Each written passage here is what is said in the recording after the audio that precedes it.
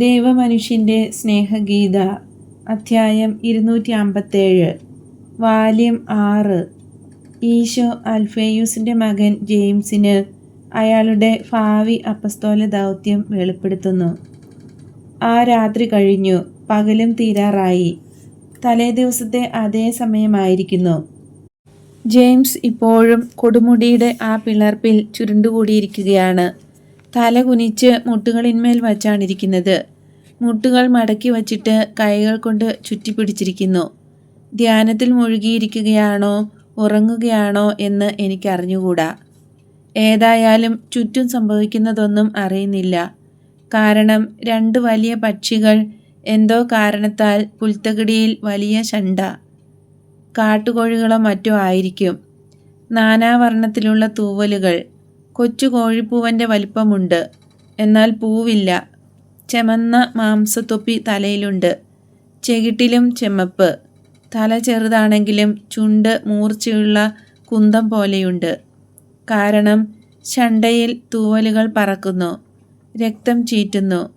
ചെറിയ പക്ഷികളെല്ലാം ഈ യുദ്ധം നോക്കുന്നുണ്ട്. ജെയിംസ് ഇതൊന്നും അറിയുന്നില്ല. ഈശോ ഈ ശബ്ദം കേട്ടുകൊണ്ട് മലയിൽ നിന്ന് ഇറങ്ങി വരുന്നു.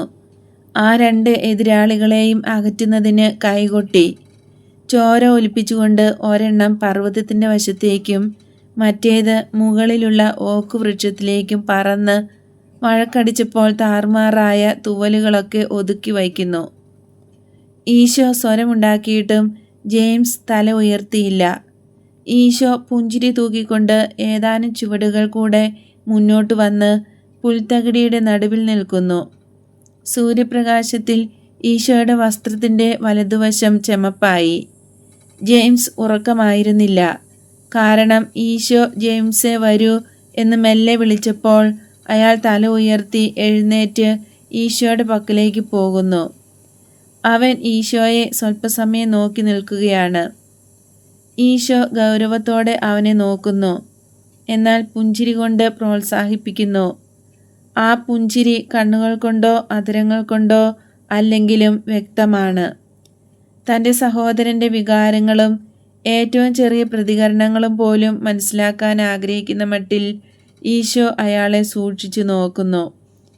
ഈശോ തൻ്റെ കൈകൾ ഉയർത്തി അവൻ്റെ തോളിൽ വയ്ക്കുകയും കൈ നീട്ടിപ്പിടിച്ച് നിൽക്കുകയും ചെയ്തപ്പോൾ ഒരു വെളിപാട് സ്വീകരിക്കുവാൻ പോകുന്നത് പോലെ ജെയിംസ് വിളറി വെളുത്തു. ആ ശാന്തമായ കറുത്ത കണ്ണുകളും തവിട്ടു നിറമുള്ള താടി മീശയും മാത്രം മുഖത്തിന് നിറം പകരുന്നു. ജെയിംസെ, എൻ്റെ സഹോദര, നിന്നെ തനിയെ ഇവിടെ കൂട്ടിക്കൊണ്ടുവന്നതും മണിക്കൂറുകൾ നീണ്ട പ്രാർത്ഥനയ്ക്കും ധ്യാനത്തിനും ശേഷം നിന്നോട് സംസാരിക്കാൻ ആഗ്രഹിക്കുകയും ചെയ്യുന്നത് എന്തിനാണെന്ന് അറിയാമോ? ജെയിംസ് തരളിതനായി മറുപടി പറയാൻ വിഷമിക്കുന്നു. അവസാനം വളരെ താണസ്വരത്തിൽ മറുപടി പറയുന്നു. എനിക്ക് ഒരു പ്രത്യേക പാഠം തരുന്നതിന്, അല്ലെങ്കിൽ ഭാവിയെക്കുറിച്ച് എന്തെങ്കിലും പറയാൻ, അഥവാ ഞാൻ എല്ലാവരേക്കാളും കഴിവ് കുറഞ്ഞവനായതുകൊണ്ട് എന്നെ കുറ്റപ്പെടുത്തുവാൻ വേണ്ടിയാണ്. എങ്കിൽ പോലും നിനക്ക് ഞാൻ നന്ദി പറയുന്നു. എൻ്റെ കർത്താവും ഗുരുവുമായ നീ എന്നെ വിശ്വസിക്കുക. ഞാൻ മന്ദഗതിക്കാരനും കഴിവില്ലാത്തവനുമാണെങ്കിൽ അത് എൻ്റെ മനസ്സുകേടുകൊണ്ടല്ല, എനിക്ക് ജന്മനാ ഉള്ള കുറവുകളാണ്. ഇതൊരു കുറ്റപ്പെടുത്തലല്ല. ഞാൻ നിങ്ങളോടുകൂടെ ഇല്ലാതെ വരുന്ന ഒരു കാലത്ത് ഒരു പാഠം മാത്രം. കഴിഞ്ഞ മാസങ്ങളിൽ ഈ പർവ്വതത്തിൻ്റെ അടിവാരത്തിൽ വച്ച് ഞാൻ ഒരു ദിവസം നിന്നോട് പറഞ്ഞതിനെപ്പറ്റി നീ ചിന്തിച്ചുകൊണ്ടിരിക്കുകയായിരുന്നില്ലേ? പ്രവാചകനായ ഏലിയായെപ്പറ്റി മാത്രം സംസാരിക്കുവാനും മിന്നിത്തിളങ്ങുന്ന അനന്തമായ സമുദ്രം കാണുന്നതുമല്ല ഞാൻ വാക്ക് തന്നത്. മറ്റൊരു സമുദ്രത്തെക്കുറിച്ച്, കൂടുതൽ വ്യതിയാനം ഉണ്ടാകാവുന്നതും ഇതിനേക്കാൾ വിശ്വസിക്കാൻ കൊള്ളാത്തതുമായ ഒരു വലിയ സമുദ്രത്തെക്കുറിച്ച് പറയുവാനാണ്. ഇന്ന് ഇത് എല്ലാ സമുദ്രങ്ങളെക്കാൾ ശാന്തമായി കാണപ്പെടുന്നു. എന്നാൽ ഏതാനും മണിക്കൂറുകൾക്കകം അതിൻ്റെ ഉഗ്രമായ വിശപ്പിൽ വള്ളങ്ങളെയും മനുഷ്യരെയും വിഴുങ്ങാൻ പാടുണ്ട്. ഇങ്ങോട്ടുള്ള വരവ് നിന്റെ ഭാവി ഭാഗധേയത്തെ ബാധിക്കുന്ന എന്തെങ്കിലും പറയുവാനായിരിക്കുമെന്ന് നീ ചിന്തിച്ചിരുന്നു. വാസ്തവത്തിൽ നീ ഇപ്പോൾ കൂടുതൽ വിളറിയിട്ടുണ്ട്. കാരണം അത് ഗൗരവമുള്ള ഒരു കാര്യമായിരിക്കുമെന്നും അതിൻ്റെ ഉത്തരവാദിത്വം ധീരന്മാരെ പോലും വിറകൊള്ളിക്കാൻ പര്യാപ്തമായിരിക്കുമെന്നും നീ മനസ്സിലാക്കുന്നു. ഒരു ഉത്തരവാദിത്വവും ഒരു ദൗത്യവും ദൈവത്തിൻ്റെ അഭീഷ്ടത്തിന് അനുസൃതമായി തീരാൻ മനുഷ്യന് സാധ്യമായ എല്ലാ പൂർണ്ണതകളോടും കൂടെ നിർവഹിക്കപ്പെടേണ്ട ഒരു ദൗത്യം. പേടിക്കേണ്ട ജെയിംസേ, നിന്റെ നാശം ഞാൻ ആഗ്രഹിക്കുന്നില്ല. അതിനാൽ ഞാൻ നിന്നെ എന്തിനായി നിയോഗിക്കുന്നോ അതിൽ നിന്ന് നിനക്കൊരു ഉപദ്രവവും ഉണ്ടാവുകയില്ല. അതിസ്വാഭാവിക സന്തോഷം മാത്രമേ ഉണ്ടാകൂ. ജെയിംസെ, ശ്രദ്ധിക്കൂ. എൻ്റെ വാക്കുകൾ കേൾക്കുകയും ഓർമ്മിക്കുകയും ചെയ്യുവാനായി നിന്നെ തന്നെ പരിപൂർണമായി എനിക്ക് വിട്ടു തന്നുകൊണ്ട് നിന്റെ ഹൃദയത്തെ സമാധാനിപ്പിക്കൂ. പരസ്പരം മനസ്സിലാക്കാൻ ഒരുക്കിയിരിക്കുന്ന രണ്ട് ആത്മാക്കളായ നമ്മൾ ഇനി ഒരിക്കലും ഒരുമിച്ച് കൂടുകയില്ല. ഒരു നിശ്ചിത സമയം മാത്രം ഭൂമിയിൽ ജീവിച്ച് മറയുന്ന എല്ലാ മനുഷ്യരെയും പോലെ ഞാനും ഒരു ദിവസം പോകും. എൻ്റെ അന്ത്യം മറ്റു മനുഷ്യരുടേതുപോലെ ആയിരിക്കുകയില്ല. പഠിക്കാൻ എൻ്റെ അരൂപി നിന്നോട് കൂടെ ഉണ്ടായിരിക്കും. അതൊരിക്കലും നിന്നെ കൈവിടുകയില്ല. അത് ഞാൻ ഉറപ്പായി പറയുന്നു. എൻ്റെ പ്രബോധനം ലോകത്തിൽ പ്രചരിപ്പിക്കുന്നതിന് ആവശ്യമായതെല്ലാം തന്ന ശേഷം ഞാൻ പോകും. ബലി പൂർത്തിയാക്കി കൃപാവരം നിങ്ങൾക്കായി നേടിയ ശേഷം ഞാൻ പോകും. ആ കൃപാവരവും ദിവ്യജ്ഞാനത്തിൻ്റെ സപ്തജ്വാലകളോടുകൂടിയ അഗ്നിയും ലഭിച്ചു കഴിയുമ്പോൾ നിനക്ക് എല്ലാം ചെയ്യാൻ കഴിയും. ഭാവന ചെയ്യുന്നത് പോലും വലിയ തുനിവാണെന്നും വെറും ഭ്രാന്താണെന്നും ഇപ്പോൾ നീ കരുതുന്നതെല്ലാം ചെയ്യാൻ നീ പ്രാപ്തനാകും. ഞാൻ പോകും. നീ ഭൂമിയിൽ ഉണ്ടായിരിക്കും. ക്രിസ്തുവിനെ മനസ്സിലാക്കാതിരുന്ന ലോകം ക്രിസ്തുവിൻ്റെ അപ്പസ്തോലന്മാരെയും മനസ്സിലാക്കുകയില്ല. അതിനാൽ ഇസ്രായേലിൻ്റെ സുസ്ഥിതിക്ക് വലിയ ആപത്താണെന്നും പറഞ്ഞ് നിങ്ങൾ ഞെരുക്കപ്പെടും. നിങ്ങൾ ചിതറിക്കപ്പെടും. എന്നാൽ നിങ്ങൾ എൻ്റെ ശിഷ്യരായതുകൊണ്ട് നിങ്ങളുടെ ഗുരു സഹിച്ച പീഡകൾ സഹിക്കുന്നതിന് നിങ്ങൾ സന്തോഷമുള്ളവരായിരിക്കണം. നീസാൻ മാസത്തിൽ മാർച്ച് ഏപ്രിൽ കാലം ഒരു ദിവസം ഞാൻ നിന്നോട് പറഞ്ഞു, കർത്താവിൻ്റെ പ്രവാചകന്മാരിൽ നീയായിരിക്കും അവശേഷിക്കുന്നത് എന്ന്. നിന്റെ അമ്മ ആത്മീയ ശുശ്രൂഷ നിമിത്തം ആ വാക്കുകളുടെ അർത്ഥം മിക്കവാറും ഗ്രഹിച്ചു. എന്നാൽ എൻ്റെ അപ്പസ്തോലന്മാർക്ക് അത് സംഭവിക്കുന്നതിന് മുമ്പ് നിന്നിൽ അത് നിറവേറും. ജെയിംസെ, എല്ലാവരും, നീയൊഴികെ എല്ലാവരും ചിതറിപ്പോകും. ദൈവം തൻ്റെ സ്വർഗത്തിലേക്ക് നിന്നെ വിളിക്കുന്ന നാൾ വരെ അങ്ങനെ ആയിരിക്കും. നിന്റെ സഹോദരന്മാരുടെ വാക്കാൽ ദൈവം നിന്നെ തിരഞ്ഞെടുത്ത് നിശ്ചയിക്കുന്ന സ്ഥലത്ത് നീ വസിക്കണം. രാജകീയ വംശത്തിൻ്റെ പിന്തുടർച്ചക്കാരനായ നീ എൻ്റെ ചെങ്കോൽ സ്ഥാപിക്കുന്നതിനും യഥാർത്ഥ രാജാവിനെക്കുറിച്ച് പ്രസംഗിക്കുന്നതിനായി രാജാവിൻ്റെ പട്ടണത്തിൽ തന്നെ വസിക്കും. വെളിപ്പെടുത്തുന്നവർക്ക് അല്ലാതെ മറ്റൊരുത്തർക്കും മനസ്സിലാകാത്ത ആ ഉദാത്തമായ രാജ്യത്വത്തെക്കുറിച്ച്, ഇസ്രായേലിൻ്റെയും ലോകം മുഴുവൻ്റെയും രാജാവിനെക്കുറിച്ച് നീ പ്രഘോഷിക്കും. നിനക്ക് ശക്തിയും സ്ഥിരതയും ക്ഷമയും പരിധിയില്ലാത്ത വിധം കാര്യഗ്രഹണ ശക്തിയും ആവശ്യമുള്ള ദിവസങ്ങളായിരിക്കും അവ. സ്നേഹത്തോട് നീ നീതിനിഷ്ഠ പാലിക്കണം. ഒരു കൊച്ചുകുട്ടിയുടേതുപോലുള്ള വിശ്വാസം നിനക്കുണ്ടാകണം. അതേസമയം ഒരു യഥാർത്ഥ ഗുരുവിന് വേണ്ട പഠനവും ഉണ്ടായിരിക്കണം. കാരണം ശത്രുക്കളുടെ ആക്രമണത്തിന് വിധേയമാകുന്ന ഹൃദയങ്ങളുടെ വിശ്വാസത്തെ നീ ബലപ്പെടുത്തണം. കപട ക്രൈസ്തവരുടെ തെറ്റുകൾ വെളിപ്പെടുത്താനും പഴയ ഇസ്രായേലിൻ്റെ താത്വികമായ വാചക കസർത്തുകളെ തകർക്കുന്നതിനും അത്യാവശ്യമാണ്.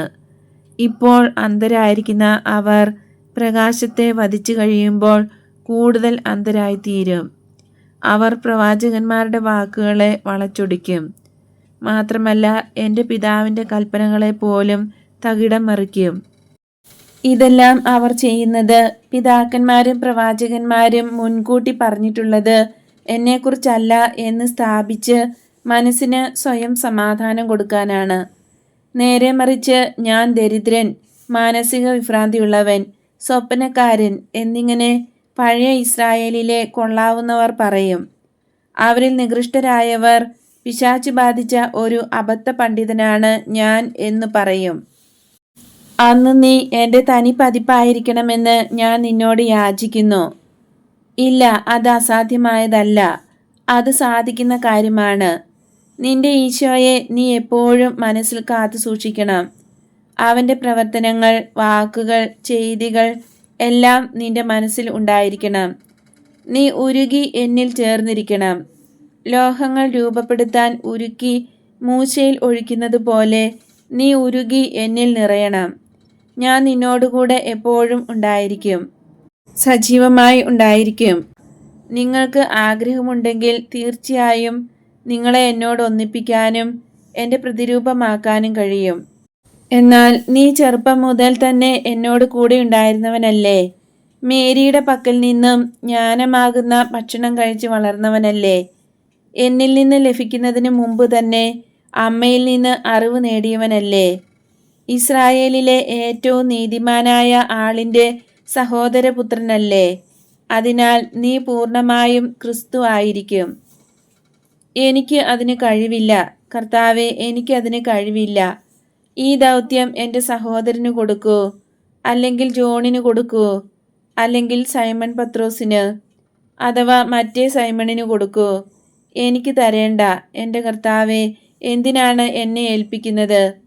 അതിന് അർഹമായി ഞാൻ എന്തെങ്കിലും ചെയ്തിട്ടുണ്ടോ? ഞാൻ ഒരു സാധുവാണെന്ന് നീ കാണുന്നില്ലേ? ഒരു കാര്യം മാത്രമേ എനിക്ക് വശമുള്ളൂ, അതായത് നിന്നെ ആഴമായി സ്നേഹിക്കുകയും നിന്റെ വാക്കുകൾ ഉറപ്പായി വിശ്വസിക്കുകയും അത്രമാത്രം. യൂദാസിന്റെ സ്വഭാവം അല്പം കടുപ്പമുള്ളതാണ്. വിഗ്രഹാരാധന നശിപ്പിക്കേണ്ട സ്ഥലങ്ങളിൽ അവൻ ഉപകാരപ്പെടും. എന്നാൽ ഇവിടെ അയാൾ പറ്റുകയില്ല. തങ്ങൾ ദൈവജനമാണെന്നും അവർ ചെയ്യുന്നതെല്ലാം അങ്ങേയറ്റം ശരിയാണെന്നും ഉറച്ചു വിശ്വസിക്കുന്നവരാണ് ഇവിടെയുള്ളത്. അവരെയാണ് ക്രിസ്തുവിലുള്ള വിശ്വാസത്തിലേക്ക് നയിക്കേണ്ടത്. ഇവിടെയുള്ള അനേകർ എന്നിൽ വിശ്വസിച്ചവരാണെങ്കിലും സംഗതികളുടെ നീക്കം കാണുമ്പോൾ നിരാശപ്പെട്ട് കഴിയുന്നവരായിരിക്കും. എൻ്റെ രാജ്യം ഈ ലോകത്തിൻ്റേതല്ല എന്ന് അവരെ ബോധ്യപ്പെടുത്തേണ്ടതുണ്ട്. എൻ്റെ രാജ്യം പൂർണ്ണമായും ആധ്യാത്മികമാണെന്ന്, സ്വർഗരാജ്യമാണെന്ന്, അതിലേക്കുള്ള പ്രവേശനം ആത്മീയ മൂല്യങ്ങൾക്ക് പ്രാധാന്യം കൽപ്പിക്കുന്ന ജീവിതമാണെന്നും പഠിപ്പിക്കണം. സ്ഥിരമായി കാരുണ്യം കാണിച്ചുകൊണ്ടാണ് മറ്റുള്ളവർക്ക് സൽപ്രേരണ നൽകാൻ കഴിയുക. മറ്റുള്ളവരെ നന്മയിലേക്ക് നയിക്കണമെന്ന് ആഗ്രഹിച്ചുകൊണ്ട് അവരുടെ തൊണ്ടയ്ക്ക് പിടിക്കുന്നവർക്ക് ദുരിതം. പിടിയിൽ നിന്ന് വിടുതി കിട്ടാൻ തൽക്കാലത്തേക്ക് ഉവ് എന്ന് ആളുകൾ പറയും.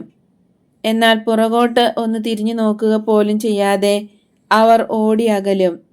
വീണ്ടും ഒരു ചർച്ചയ്ക്കൊന്നും അവർ തയ്യാറാകുകയുമില്ല. അവർ ദുഷ്ടരല്ലെങ്കിൽ ഇത്രയുമേ ചെയ്യൂ. നേരെ മറിച്ച് ദുഷ്ടരാണെങ്കിൽ, മതഭ്രാന്തന്മാരാണെങ്കിൽ അവർ ആയുധം എടുക്കുന്നതിനായി ഓടും. തങ്ങളുടേതിൽ നിന്ന് വിഭിന്നമായ പ്രബോധനങ്ങൾ നൽകുന്നവരെ വധിക്കാൻ ശ്രമിക്കും. നീ മതഭ്രാന്തന്മാരാൽ ചുറ്റപ്പെടും. ക്രിസ്ത്യാനികളുടെയും ഇസ്രായേൽക്കാരുടെയും ഇടയിൽ മതഭ്രാന്തന്മാരുണ്ടാകും. ആദ്യം പറഞ്ഞ കൂട്ടത്തിലുള്ളവർ കർശന നടപടികൾ എടുക്കണമെന്ന് നിന്നോട് ആവശ്യപ്പെടും. അല്ലെങ്കിൽ സ്വയം കർശന നടപടികൾ നടത്താൻ ആവശ്യമായ അധികാരം വേണമെന്ന് ശഠിക്കും. കാരണം പഴയ ഇസ്രായേൽ അതിൻ്റെ അസഹിഷ്ണുതയും കാർക്കശ്യവുമാകുന്ന വിഷമുള്ള വാല് ഇളക്കുന്നുണ്ടായിരിക്കും. രണ്ടാമത് പറഞ്ഞ കൂട്ടർ നിങ്ങൾക്ക് എതിരെ നിരന്ന് പഴയ വിശ്വാസവും അതിൻ്റെ പ്രതീകങ്ങളും അനുഷ്ഠാനങ്ങളും സംരക്ഷിക്കാനായി പരിശുദ്ധമായ ഒരു യുദ്ധം തന്നെ ചെയ്യും. അപ്പോൾ ശോഭിച്ച ഒരു കടലിൻ്റെ മധ്യത്തിലായിരിക്കും നീ. അധികാരം വഹിക്കുന്നവരുടെ ഗതി ഇതാണ്. നിന്റെ ഈശോ ക്രിസ്തു മതത്തിലേക്ക് പരിവർത്തനം ചെയ്യുന്ന ജെറുസലേം നിവാസികളുടെ നേതാവ് നീയായിരിക്കും. അവരെ വിശുദ്ധിയിലേക്ക് നയിക്കണമെങ്കിൽ പൂർണ്ണമായി സ്നേഹിക്കേണ്ടതെങ്ങനെയെന്ന് നീ അറിഞ്ഞിരിക്കണം.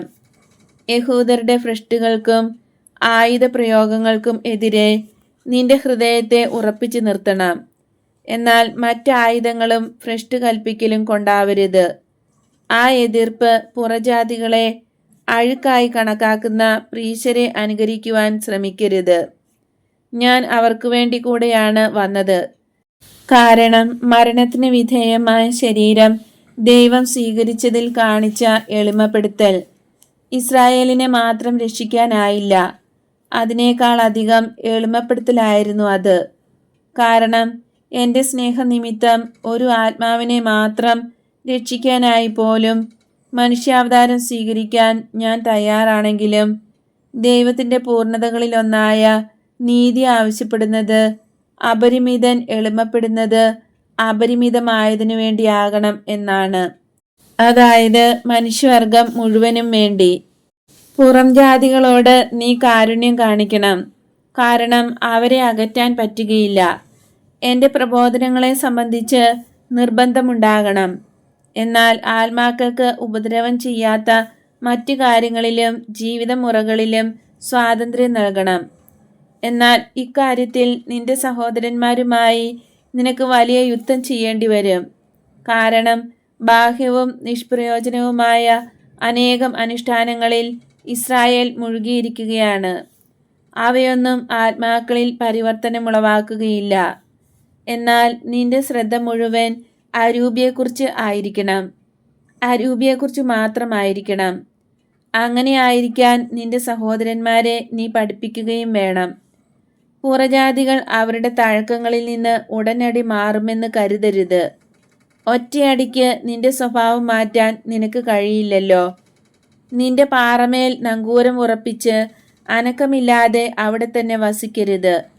ഉടഞ്ഞുപോയ ഭാഗങ്ങൾ പെറുക്കിയെടുത്ത് തുറമുഖത്ത് കൊണ്ടുവന്ന് കൂട്ടിയിണക്കി ശരിയാക്കണമെങ്കിൽ കടലിൽ കുറെ സഞ്ചരിക്കണം. ഒരിടത്ത് തന്നെ താവളമടിച്ച് കിടന്നാൽ പറ്റില്ല. പോയി നാശാവശിഷ്ടങ്ങൾ അന്വേഷിച്ച് കണ്ടുപിടിക്കണം. വിഗ്രഹാരാധകരുടെ ഇടയിലും ഇസ്രായേലിയരുടെ ഇടയിലും അവ കണ്ടെത്താതിരിക്കുകയില്ല. അതിരില്ലാത്ത സമുദ്രത്തിന് അപ്പുറത്ത് ദൈവമുണ്ട്. തൻ്റെ സൃഷ്ടികളായ എല്ലാവരെയും സ്വീകരിക്കുവാൻ തുറന്ന കൈകളുമായി നിൽക്കുന്നു.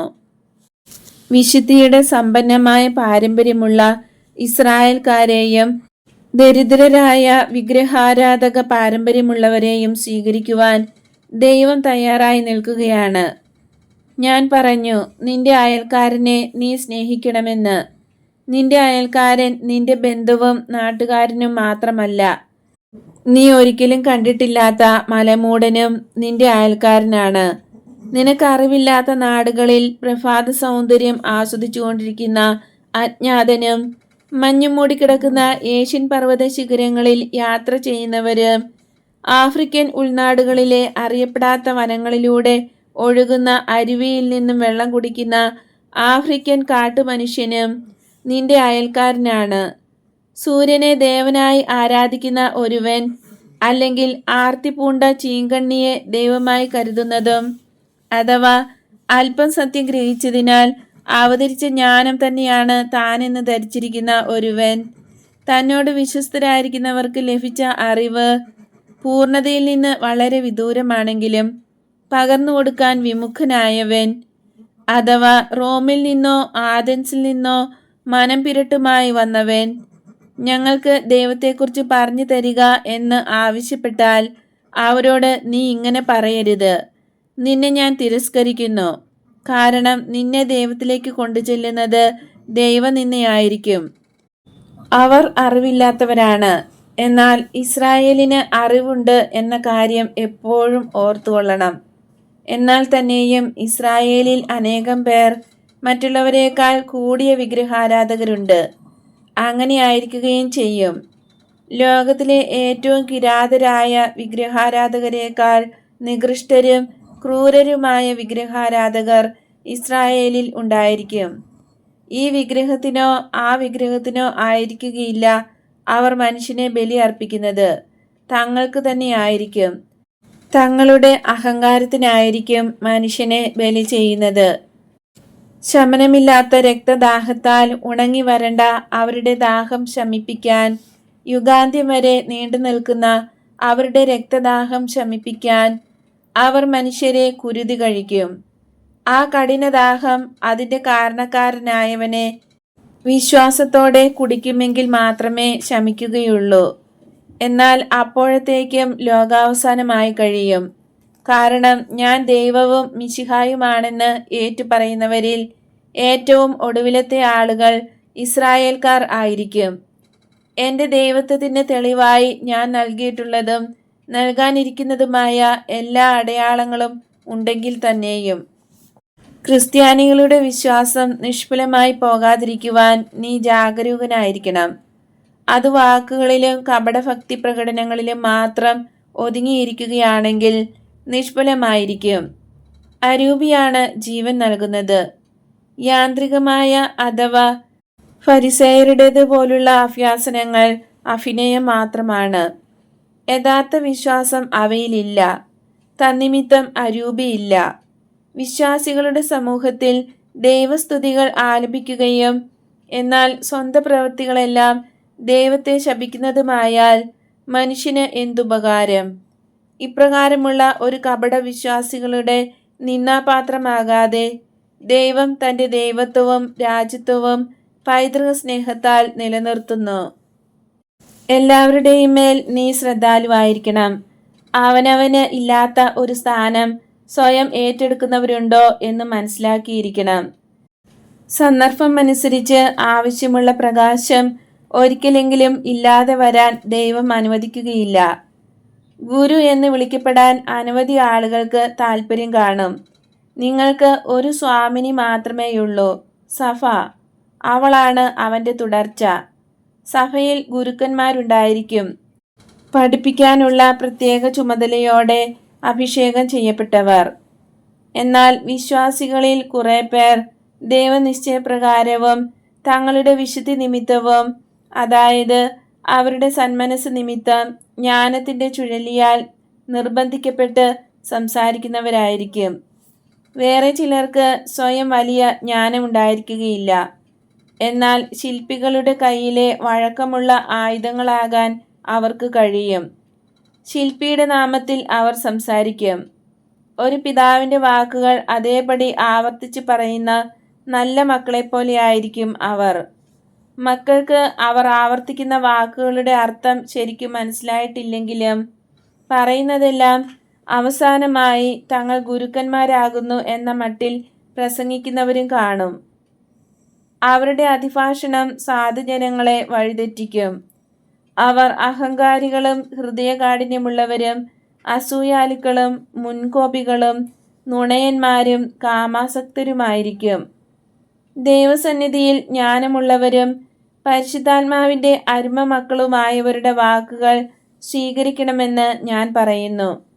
കാരണം അവർ ദൈവവചനം വഹിക്കുന്നവരാണ്. എൻ്റെ അപ്പസ്തോലന്മാരായ നിങ്ങൾ എപ്പോഴും എൻ്റെ സഭയിലെ അധ്യാപകരായിരിക്കും. ദൈവം നൽകിയ അതിശ്രേഷ്ഠ ദാനങ്ങൾ മറ്റ് സഹോദരങ്ങൾക്ക് നൽകേണ്ടതിന് അതിസ്വാഭാവികമായി ക്ഷീണിതരായവരെ നിങ്ങൾ സഹായിക്കണം. അതുകൊണ്ട് നിന്നോട് ഞാൻ പറയുന്നു, തെറ്റായ തത്വങ്ങൾ തിരസ്കരിക്കുക. ദൈവത്തിൻ്റെ ജ്ഞാനമുള്ള ചെറുസ്വരങ്ങളിൽ പരിശുദ്ധമായ ജീവിതം, ശാന്തത, നൈർമല്യം, വിനയം ഇവയ്ക്ക് കുറവുണ്ടായിരിക്കുകയില്ല. മറ്റുള്ളവരിൽ ഇവയുടെ അഭാവം വ്യക്തമായിരിക്കും. വിശ്വാസികളുടെ സമൂഹത്തിൽ അസൂയ, ഏഷണി, നീരസം, പ്രതികാരേച്ഛ എന്നിവയുണ്ടാകാതെ സൂക്ഷിക്കണം. ജഡം അരൂപിയെ അതിലംഘിക്കാൻ അനുവദിക്കരുത്. അരൂപിയാൽ ജഡത്തെ നിയന്ത്രിക്കാൻ കഴിയാത്തവന് പീഡനങ്ങളെ ചെറുത്തു നിൽക്കാൻ സാധിക്കുകയില്ല. ജെയിംസേ, നീ ഇത് ചെയ്യുമെന്ന് എനിക്കറിയാം. എങ്കിലും നീ എന്നെ നിരാശനാക്കുകയില്ലെന്ന് നിന്റെ സഹോദരനായ എനിക്ക് വാക്ക് തരിക. എന്നാൽ എൻ്റെ കർത്താവേ, എനിക്ക് ഒരു കാര്യം മാത്രമേ പേടിയുള്ളൂ. ഇതെല്ലാം ചെയ്യുവാനുള്ള കഴിവ് എനിക്കില്ല എന്ന് മാത്രം. എൻ്റെ കർത്താവേ, ഈ ദൗത്യം വേറെ ആർക്കെങ്കിലും കൊടുക്കണമേ എന്ന് ഞാൻ യാചിക്കുന്നു. ഇല്ല, എനിക്കത് സാധ്യമല്ല. യോനായുടെ പുത്രൻ സൈമൺ നിന്നെ സ്നേഹിക്കുന്നു, നീ അവനെയും. യോനായുടെ പുത്രൻ സൈമൺ ദാവീദിന്റെ പുത്രനായ ജെയിംസ് അല്ല. ജോൺ, അറിവുള്ള ജോൺ. അവനെ ഇവിടെ നിന്റെ ജോലി ഏൽപ്പിക്കൂ. ഇല്ല, പറ്റില്ല. രക്തബന്ധം എന്നത് ഒന്നുമല്ല. എങ്കിലും ആൾക്കാരുടെ ഇടയിൽ വളരെ പ്രധാനമായ അത് സൈമണിനും ജോണിനും ഇല്ല. നീ എൻ്റെ ബന്ധുവാണ്. എന്നെ അംഗീകരിക്കാതിരിക്കുന്നതിന് ശേഷം ഇസ്രായേലിലെ നല്ല വിഭാഗം ആളുകൾ ദൈവത്തിൽ നിന്ന് പാപപ്പൊറുതി ലഭിക്കാൻ ശ്രമിക്കും. സാത്താന്റെ വിനാഴികയിൽ എന്നെ ശപിച്ച അവർ സ്വന്തം പരിശ്രമത്താൽ അറിയാൻ ശ്രമിക്കും. ആ അവസരത്തിൽ എൻ്റെ രക്തം തന്നെയായ ഒരാൾ എൻ്റെ സ്ഥാനത്ത് ആയിരിക്കുന്നു എന്ന് കാണുകയാണെങ്കിൽ അവരോട് പാപം ക്ഷമിക്കപ്പെട്ടെന്ന ബോധ്യം ലഭിച്ച് എൻ്റെ വഴിയിലേക്ക് വരുവാൻ കൂടുതൽ ശക്തരായിത്തീരും. ജെയിംസ്, വൻ കാര്യങ്ങൾ ഈ മലയിൽ വച്ച് നിർവഹിക്കപ്പെട്ടിട്ടുണ്ട്. ഇവിടെ വച്ച് ദൈവത്തിൻ്റെ അഗ്നി ബലിവസ്തുവിനെ മാത്രമല്ല, തടിയെയും കല്ലിനെയും പൂഴിയെയും കുഴിയിലുണ്ടായിരുന്ന ജലത്തെ പോലും ദഹിപ്പിച്ചതാണ്. ജെയിംസെ, ദൈവത്തിന് ഇനിയും അങ്ങനെ ചെയ്യാൻ കഴിയുമെന്ന് നീ വിശ്വസിക്കുന്നുണ്ടോ? മനുഷ്യനായ ജെയിംസിലുള്ള പദാർത്ഥപരമായതെല്ലാം കത്തിച്ചു കളഞ്ഞ് ദൈവത്തിൻ്റെ ഒരു ജെയിംസ് അഗ്നിയെ രൂപപ്പെടുത്താൻ അവിടത്തേക്ക് കഴിയുമെന്ന് നീ വിശ്വസിക്കാമോ? അസ്തമയ സൂര്യൻ നമ്മുടെ വസ്ത്രങ്ങളെ ജ്വലിപ്പിച്ച സമയത്താണ് നമ്മൾ സംസാരിച്ചു തുടങ്ങിയത്. ഏലീശായെ ആവഹിച്ച അഗ്നിരഥത്തിന് ഇതിലും കൂടുതൽ പ്രകാശമോ കുറവ് പ്രകാശമോ ആയിരുന്നോ? അതോ ഇതുപോലെ തന്നെ ആയിരുന്നോ? ഇതിലും വളരെ കൂടുതൽ പ്രകാശം, കാരണം അത് സ്വർഗീയാഗ്നി ആയിരുന്നു. എങ്കിൽ ഒരു ഹൃദയം ദൈവത്തെ തന്നെ ഉൾക്കൊള്ളാൻ അഗ്നിയായി രൂപാന്തരപ്പെട്ട് കഴിയുമ്പോൾ അതിൻ്റെ സ്ഥിതി എന്തായിരിക്കുമെന്ന് ചിന്തിക്കുക. കാരണം രക്ഷയുടെ സുവിശേഷം പ്രസംഗിക്കുന്ന തൻ്റെ വചനത്തെ നിലനിർത്താൻ ദൈവം ആഗ്രഹിക്കുന്നു. എങ്കിൽ നീ ദൈവത്തിൻ്റെ വചനമായി, നീ നിത്യവചനമായി നീ എന്തുകൊണ്ട് ഇവിടെ തുടർന്ന് ജീവിക്കുന്നില്ല? കാരണം ഞാൻ വചനവുമാണ്, മാംസവുമാണ്. വചനം കൊണ്ട് ഞാൻ പഠിപ്പിക്കണം, മാംസം കൊണ്ട് ഞാൻ രക്ഷിക്കണം. ഓ എൻ്റെ ഈശോയെ, എങ്ങനെയാണ് നീ രക്ഷിക്കുന്നത്? എന്താണ് നിനക്ക് നേരിടാൻ പോകുന്നത്? ജെയിംസെ, പ്രവാചകന്മാർ പറഞ്ഞിട്ടുള്ളത് ഓർത്തു നോക്കൂ. എന്നാൽ അവരുടെ വാക്കുകൾ രൂപകാർത്ഥത്തിലല്ലേ മനസ്സിലാക്കുക. ദൈവത്തിൻ്റെ വചനമായി നിന്നെ മനുഷ്യകരങ്ങൾക്ക് ഉപദ്രവിക്കുവാൻ കഴിയുമോ? അവർ പറഞ്ഞതിൻ്റെ അർത്ഥം നിന്റെ ദൈവത്വത്തെ, നിന്റെ പൂർണ്ണതയെ അവർ പീഡിപ്പിക്കും, അതിൽ കൂടുതൽ ഒന്നും സംഭവിക്കുകയില്ല എന്നല്ലേ? എൻ്റെ അമ്മയ്ക്ക് യൂദാസിനെയും എന്നെയും കുറിച്ച് ഉത്കണ്ഠയാണ്. എന്നാൽ എൻ്റെ ഉത്കണ്ഠ നിന്നെയും മേരിയെയും കുറിച്ചാണ്. പിന്നെ ഞങ്ങളെക്കുറിച്ചും ആശങ്കയുണ്ട്, കാരണം ഞങ്ങൾ വളരെ ബലഹീനരാണ്. ഈശോയെ, മനുഷ്യൻ നിന്നെ അടിമപ്പെടുത്തിയെന്ന് കാണുകയാണെങ്കിൽ ഞങ്ങളിൽ അധികം പേരും നീ കുറ്റക്കാരനാണെന്ന് വിശ്വസിക്കുകയും നിരാശരായി നിന്നെ ഉപേക്ഷിച്ചു പോകുകയും ചെയ്യുമെന്ന് നീ വിചാരിക്കുന്നില്ലേ? എനിക്ക് അക്കാര്യം തീർച്ചയാണ്. എൻ്റെ എല്ലാ ശിഷ്യരുടെ ഇടയിലും അസ്വസ്ഥതയുണ്ടാകും. എന്നാൽ പിന്നീട് സമാധാനം ഭരണം നടത്തും. അവരിൽ ഭേദപ്പെട്ടവർ ഒരുമിക്കും. അവരുടെ മേൽ ശക്തിപ്രദായകനായ അരൂപി വരും, ദൈവത്തിൻ്റെ അരൂപി വരും. എന്നാൽ എൻ്റെ ബലിയും വിജയവും കഴിഞ്ഞിട്ടായിരിക്കും അത് സംഭവിക്കുക. ഈശോയെ, നിന്നിൽ ഞാൻ ഇടറാതിരിക്കാനും ഭയാനകമായ ആ സമയത്ത് എനിക്ക് വ്യതിചലനം ഉണ്ടാകാതിരിക്കുവാനും എന്നോട് പറയൂ. അവർ നിന്നോട് എന്ത് ചെയ്യുവാനാണ് പോകുന്നത്? ഒരു വലിയ കാര്യമാണ് നീ എന്നോട് ചോദിക്കുന്നത്. എൻ്റെ കർത്താവെ, എന്നോടൊന്ന് പറയൂ. കൃത്യമായി പറഞ്ഞാൽ അത് നിനക്ക് പീഡനമായിരിക്കും. അത് സാരമില്ല. നമ്മെ ഒന്നിപ്പിച്ചിരിക്കുന്ന സ്നേഹത്തിൻ്റെ പേരിൽ എന്നോട് പറയൂ.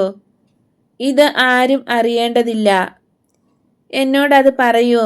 പറഞ്ഞ ശേഷം എൻ്റെ ഓർമ്മയിൽ നിന്ന് അത് മായ്ച്ചു കളയുക, അത് പൂർത്തിയാകുന്ന സമയം വരെയും. ആ സമയത്ത് വീണ്ടും അതെൻ്റെ ഓർമ്മയിൽ കൊണ്ടുവരിക, അതോടൊപ്പം ഈ സംഭാഷണവും. അങ്ങനെ എനിക്കിടർച്ചയുണ്ടാകുകയില്ല. എൻ്റെ ഹൃദയത്തിൻ്റെ ആഴത്തിൽ ഞാൻ നിനക്ക് ശത്രുവായി തീരുകയുമില്ല. അതുകൊണ്ടൊന്നും ഒരു ഉപകാരവും ഉണ്ടാവുകയില്ല, കാരണം കൊടുങ്കാറ്റിൽ നീയും അകപ്പെട്ടു പോകും. എൻ്റെ കർത്താവെ, എന്നോടൊന്ന് പറയൂ. എന്നെ കുറ്റം വിധിക്കും, ഒറ്റിക്കൊടുക്കും, പിടിക്കും, പീഡകൾ ഏൽപ്പിക്കും, കുരിശിൽ തറച്ചു കൊല്ലും. ഇല്ല. മരണകരമായ ഒരടിയേറ്റതുപോലെ പുളഞ്ഞുകൊണ്ട് ജെയിംസ് പറയുന്നു. ഇല്ല, അയാൾ ഉച്ചത്തിൽ ആവർത്തിച്ചു പറയുന്നു. അവർ നിന്നോട് അങ്ങനെയാണ് ചെയ്യുന്നതെങ്കിൽ ഞങ്ങളോട് എന്തായിരിക്കും ചെയ്യുക? നിന്റെ ജോലി തുടർന്ന് ചെയ്യുവാൻ ഞങ്ങൾക്ക് എങ്ങനെ കഴിയും? നീ എനിക്ക് തരുന്ന സ്ഥാനം സ്വീകരിക്കാൻ എന്നെക്കൊണ്ട് ആവില്ല. എനിക്ക് പറ്റില്ല. നീ മരിക്കുമ്പോൾ എൻ്റെ ശക്തിയെല്ലാം ക്ഷയിച്ച് ഞാനും മരിക്കും. ഈശോ, ഞാൻ പറയുന്നത് ഒന്ന് ശ്രദ്ധിക്കൂ. നിന്നെ കൂടാതെ എന്നെ തന്നെയായി വിടരുതേ. കുറഞ്ഞപക്ഷം അതെങ്കിലും എനിക്ക് ഉറപ്പു തരൂ. എൻ്റെ മഹത്വമേറിയ ഉയിർപ്പ് പദാർത്ഥമായ പരിമിതികളിൽ നിന്ന് എന്നെ സ്വതന്ത്രനാക്കി കഴിയുമ്പോൾ ഞാൻ വന്ന് എൻ്റെ അരൂപിയിൽ നിന്നെ നയിക്കാമെന്ന് വാക്കു തരുന്നു. നീയും ഞാനും വീണ്ടും ഒന്നായി തീരും. ഇപ്പോൾ നീ എൻ്റെ കരങ്ങളിലായിരിക്കുന്ന സ്ഥിതിയിൽ നമ്മൾ ഒന്നായിരിക്കുന്നത് പോലെ. ജെയിംസ് ഈശോയുടെ മാറിൽ ചേർന്ന് കരയുകയാണ്. ഇനിയും നീ കരയാതിരിക്കൂ. നമുക്ക് പ്രകാശത്തിൻ്റെയും വേദനയുടെയും പാരവശ്യം ഉളവാക്കിയ ഈ വിനാഴികയിൽ നിന്ന് പുറത്തു കടക്കാം. ഇത് മരണത്തിൻ്റെ നിഴലിൽ നിന്ന് പുറത്തു വരുന്നത് പോലെയാണ്. എല്ലാം ഓർമ്മിക്കും, മരിച്ചത് മാത്രം ഓർമ്മിക്കുകയില്ല. മരണത്തിൻ്റെ ഓർമ്മ ഒരു നിമിഷത്തേക്ക് മാത്രം. എന്നാൽ അതിനോടുള്ള ഭയം ഒരുവന്റെ രക്തം കട്ട പിടിക്കുന്ന തരമാണ്. സംഗതി കഴിയുമ്പോൾ അതെന്നേക്കുമായി കഴിഞ്ഞു. വരൂ, മനുഷ്യൻ എന്ന നിലയിൽ എൻ്റെ വിധി മറന്നു പോകുവാൻ ഞാൻ നിന്നെ ഇപ്രകാരം ഒന്ന് ചുംബിക്കട്ടെ. തക്ക സമയത്ത് ഇതെല്ലാം നീ ഓർമ്മിക്കും. നീ ചോദിച്ചതുപോലെ തന്നെ ഇതാ, ഇസ്രായേലിനോട് എൻ്റെ വാക്കുകൾ ആവർത്തിച്ച് പറയുവാനുള്ള നിന്റെ അധരങ്ങളെ ഞാൻ ചുംബിക്കുന്നു. ഞാൻ നിന്നോട് പറഞ്ഞതുപോലെ സ്നേഹിക്കാനുള്ള ഹൃദയത്തെ ഞാൻ ചുംബിക്കുന്നു. എന്നിലുള്ള വിശ്വാസത്തിൻ്റെ അവസാന വാക്കോടുകൂടെ ജീവനും അവസാനിപ്പിക്കുന്ന നിന്റെ ചെന്നിയിൽ ഞാൻ ചുംബിക്കുന്നു. എൻ്റെ വാത്സല്യമേറിയ സഹോദര, ഞാൻ നിന്റെ അടുത്തേക്ക് വരും. വിശ്വാസികളുടെ സമ്മേളനങ്ങളിൽ ഞാൻ ഉണ്ടായിരിക്കും. ധ്യാനത്തിൻ്റെ സമയത്ത് ഞാൻ നിന്നോടുകൂടെ ഉണ്ടാകും. അപകടവേളകളിൽ കൂടെ ഉണ്ടായിരിക്കും. അവസാനം മരണസമയത്ത് ഞാൻ അടുത്തുണ്ടായിരിക്കും. നിന്റെ അരൂപിയെ സ്വീകരിക്കുന്നത് നിന്റെ കാവൽ ദൂതനോ മറ്റാരെങ്കിലുമോ ആയിരിക്കുകയില്ല. ഒരു ചുംബനത്തോടെ ഇതുപോലെ ഞാൻ തന്നെയായിരിക്കും നിന്നെ സ്വീകരിക്കുക. ആലിംഗനബദ്ധരായി അവർ ദീർഘസമയം ആശ്വസിച്ചു. ദൈവത്തിൻ്റെ ചുംബനങ്ങൾ ലഭിച്ച സന്തോഷത്തിൽ ജെയിംസ് മയങ്ങി. വേദനയെല്ലാം മറന്നു. അവൻ ഉണർന്ന് തലയുയർത്തിയപ്പോൾ അൽഫേസിന്റെ മകൻ പഴയ ജെയിംസ് തന്നെ. സമാധാനവും കാരുണ്യവും തുളുമ്പുന്ന മേരിയുടെ ഭർത്താവ് ജോസഫിനെ പോലെ പുഞ്ചിരി തൂകുന്നു. കൂടുതൽ പക്വതയാർന്ന പുഞ്ചിരി. അല്പം വിഷാദരസമുണ്ടെങ്കിലും മാധുര്യമേറിയ പുഞ്ചിരി. ജെയിംസെ, നമുക്ക് നമ്മുടെ ഭക്ഷണം കഴിക്കാം. അതിനുശേഷം ഈ നക്ഷത്രങ്ങളുടെ കീഴിൽ ഉറങ്ങാം. പുലർച്ചെയാകുമ്പോൾ താഴ്വരയിലേക്ക് ഇറങ്ങി ആളുകളുടെ ഇടയിലേക്ക് പോകാം. ഈശോ നെടുനിശ്വാസം ഉതിർക്കുന്നു. എന്നാൽ ഒരു പുഞ്ചിരിയോടെ മേരിയുടെ അടുക്കിലേക്ക് പോകാം എന്ന് പറഞ്ഞ് അവസാനിപ്പിക്കുന്നു. അപ്പോൾ എൻ്റെ അമ്മയോട് ഞാൻ എന്താണ് പറയേണ്ടത്? ഈശോയെ, എൻ്റെ കൂട്ടുകാരോട് എന്ത് പറയണം? അവർ ഒത്തിരി ചോദ്യങ്ങൾ എന്നോട് ചോദിക്കും. ഞാൻ നിന്നോട് പറഞ്ഞതെല്ലാം അവരോട് പറയാം. ആഹാബിനോട് ഏലിയ പറഞ്ഞ ഉത്തരങ്ങൾ പരിഗണിച്ച് അതുപോലെ പറയുക. മലയിലുണ്ടായിരുന്ന ജനങ്ങൾക്ക് കൊടുത്ത ഉത്തരം ഓർമ്മിപ്പിക്കുക. ദൈവത്താൽ സ്നേഹിക്കപ്പെട്ട ഒരു മനുഷ്യന്റെ ശക്തിയെക്കുറിച്ച്, ജനങ്ങൾക്ക് വേണ്ടി നേടിയ കാര്യങ്ങളെക്കുറിച്ച്, പ്രകൃതി ശക്തികളെ നിയന്ത്രിക്കാനുണ്ടായ കഴിവിനെക്കുറിച്ച്, കർത്താവിനു വേണ്ടി അവനെ ഗ്രസിച്ചു കളഞ്ഞ തീഷ്ണതയെക്കുറിച്ച്, അതെല്ലാം സമാധാനത്തോടെ മനസ്സിലാക്കാൻ ഞാൻ നിന്നെ പഠിപ്പിച്ചതിനെക്കുറിച്ച്. സമാധാനത്തിലാണ് ഒരുവൻ ദൈവത്തെ അറിയുകയും ദൈവത്തിന് ശുശ്രൂഷ ചെയ്യുകയും ചെയ്യുന്നത് എന്നതിനെക്കുറിച്ച്. ഞാൻ നിന്നോട് പറഞ്ഞതുപോലെ നീ അവരോടും വരിക എന്നും പറയണം. ഏലിയ അദ്ദേഹത്തിൻ്റെ മേലങ്കി ഏലീശായുടെ മേൽ ഇട്ടതുപോലെ സ്നേഹമാകുന്ന മേലങ്കിയിട്ട് ദൈവത്തിനായി അനേകം ശുശ്രൂഷകരെ നേടും എന്നും വ്യഗ്രചിത്തരായിരിക്കുന്നവരോട് പറയണം. പഴയ കാര്യങ്ങളിൽ നിന്നുള്ള സന്തോഷപൂർണമായ വിടുതിയെക്കുറിച്ച് ഞാൻ നിന്നോട് പറഞ്ഞിട്ടുള്ളതെന്നും, ഏലീശ കാളകളെയും കലപ്പയെയും ഉപേക്ഷിച്ചപ്പോൾ ആ സ്വാതന്ത്ര്യത്തിലേക്കാണ് കടന്നതെന്നും, ഏലിയായുടെ വാക്കനുസരിച്ച് ആഹാസ്യായ്ക്ക് സംഭവിച്ചതുപോലെ ബേൽസബൂബ് വഴി അത്ഭുതങ്ങൾ പ്രവർത്തിക്കുവാൻ ആഗ്രഹിക്കുന്നവർക്ക് തിന്മയല്ലാതെ ഒരു നന്മ വരികയില്ലെന്ന് ഞാൻ അനുസ്മരിപ്പിച്ചെന്നും പറയണം. അവസാനമായി അവരോട് പറയണം, മരണം വരെ വിശ്വസ്തരായിരിക്കുന്നവരുടെ മേൽ ശുദ്ധീകരിക്കുന്ന സ്നേഹത്തിന്റെ അഗ്നി വന്ന് അവരുടെ അപൂർണതകൾ എരിയിച്ചു കളഞ്ഞ് നേരെ സ്വർഗത്തിലേക്ക് കയറ്റുമെന്ന് വാഗ്ദാനം ചെയ്തുവെന്ന്. ശേഷമുള്ളതെല്ലാം നിനക്ക് മാത്രമുള്ളതാണ്.